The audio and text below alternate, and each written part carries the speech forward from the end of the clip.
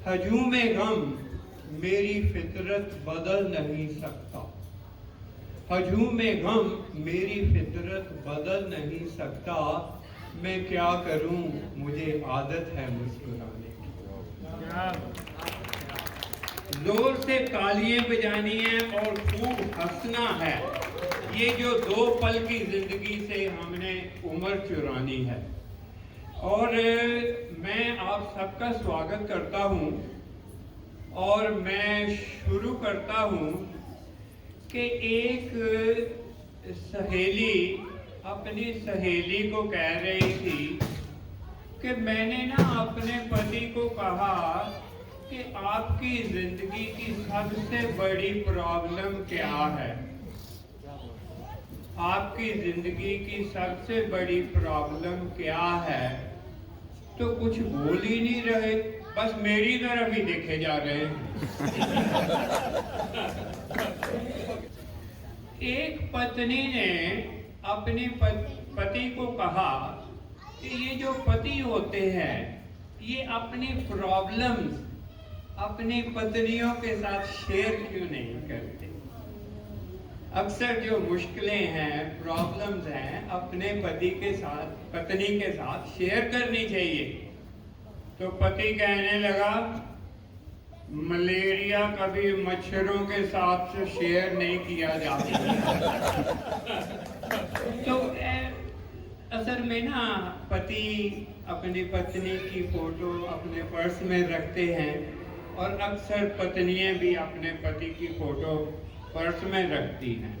एक सहेली ने कहा, मैंने देखा है कि तुम अक्सर ना अपने पर्स से फोटो निकाल कर देखती हो, किसकी फोटो है। वो कहने लगे, मेरे पति की फोटो है। अच्छा, तुम मुझसे बहुत प्यार करती हो। तो वो कहने लगी, हाँ वो मेरी इंस्पायरेशन है। मुझे जब भी कोई प्रॉब्लम आती है तो मैं उनकी फोटो देखती हूँ और अपने आप को कहती हूँ, अगर तुम इस प्रॉब्लम को हैंडल कर सकती हो तो दुनिया की कोई प्रॉब्लम भी हैंडल कर सकती हो।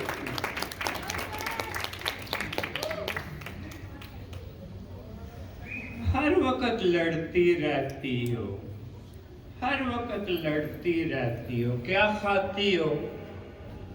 पत्नी कहती, च्यवनप्राश।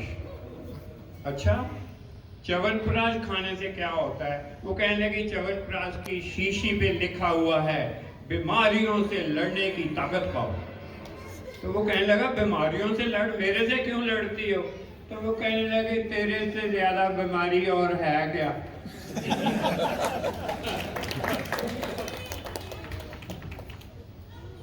पत्नी ने पति से पूछा,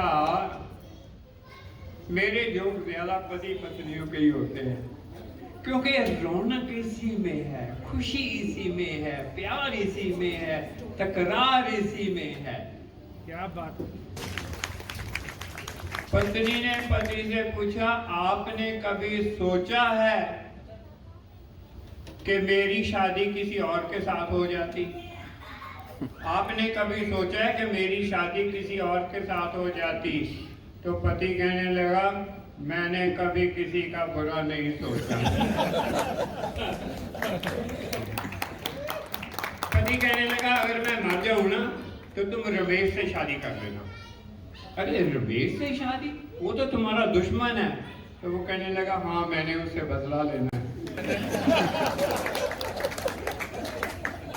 एक पार्टी हो रही थी और उसमें ढोल बजा रहा था एक आदमी, और वहां ना एक लड़का नाच रहा था। तो पत्नी ने पति को कहा, ये जो लड़का नाच रहा है ना, 10 साल पहले इसने मुझे प्रपोज किया था और मैंने इसको रिजेक्ट कर दिया था। तो पति कहने लगा, देखो अब तक खुशी मना रहा है।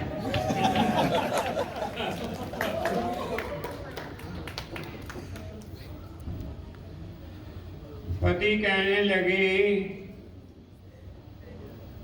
पोछा लगा रहे हो उसके बाद कपड़े धो देना, नहीं तो मैं आकर धो दूंगी।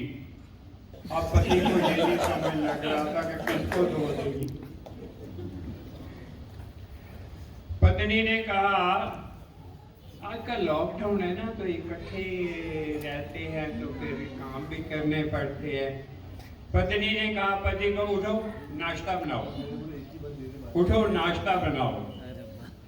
पति ने अपने जूती पहन ली और बाहर जाने लगा। कहाँ जा रहे हो? कहते मैं वकील के पास जा रहा हूँ और मैं तुम्हें डिवोर्स देना चाहता हूँ।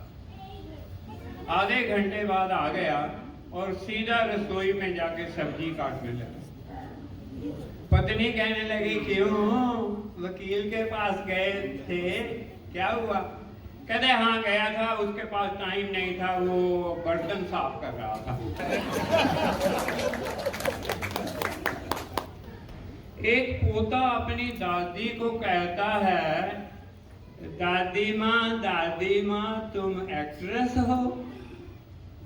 दादी माँ तुम एक्ट्रेस हो। तो दादी ने कहा नहीं, मैंने तो कभी एक्टिंग नहीं किया। तो वो कहने लगा नहीं तुम एक्ट्रेस हो। वो कैसे? तो वो कहने लगा अब तुम हमारे पास रहने आ गई हो ना, तो मम्मी डैडी को कह रही थी तुम्हारी माँ आ गई है, अब घर में रोज ड्रामे हुआ करेंगे।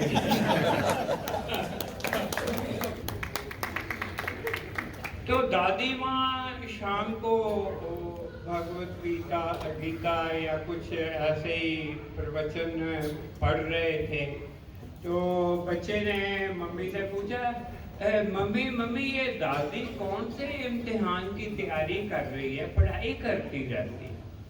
तो मम्मी कहने लगी ये फाइनल की तैयारी कर रही है। 3 आदमी बैठे हुए थे, बातें कर रहे थे। तो एक कहने लगा कि मैं 35 साल से गीता का उपदेश सुन रहा हूँ, 35 साल से गीता का उपदेश सुन रहा हूँ और उस पे अमल करने की पूरी कोशिश कर रहा हूँ। तो वो बहुत खुश हुआ कि ऐसे भी हैं। तो तीसरे ने उसके कान में कहा गीता इसकी बीवी का नाम है। हम कई बार ना मन होता है मेडिटेशन करने को। एक आदमी ने ना मेडिटेशन मोड में आ गया और अपने आप से पूछने लगा मैं कौन हूँ, मैं कहाँ से आया हूँ और मैंने कहाँ जाना है। 3 सवाल उसके दिमाग में थे। इतने में ही रसोई से आवाज आई, तुम 1 नंबर के आलसी हो, पता नहीं कहाँ से आए हो मेरा जीवन बर्बाद करने, उठो और जाके नहा लो। वो इतना खुश हुआ, पत्नी ने तीनों सवालों के जवाब दे दिए। पत्नी कितनी समझदार होती है।